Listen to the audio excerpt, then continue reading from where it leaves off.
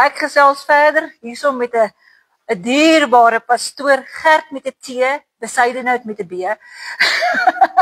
Pastoor Gert, baie dankie vir die tyd wat jy afstaan om bietjie met my te gesels, want ons wil graag vir die mense meer vertel wat gaan hier by Lede in Christus Heidelberg aan, wat gaan hier aan.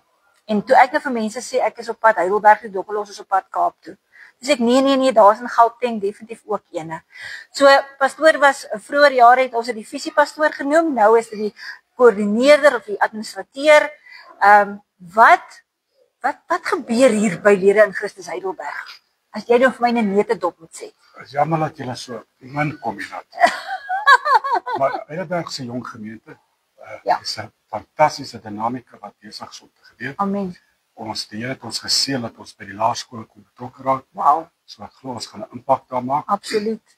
Dat ons van Rensburg is 'n gemeenskap wat eintlik afgeskeep word. Ja.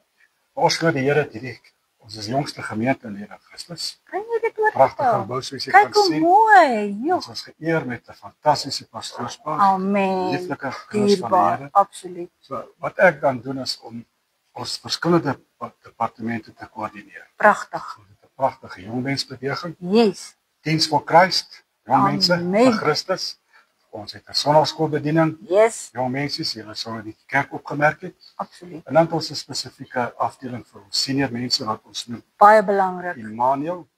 Wow. God met ons. God met ons. En hulle het hulle eie aktiwiteite deur die jaar. Die eerste een wat nou gaan opkom is 'n potjie koskoek.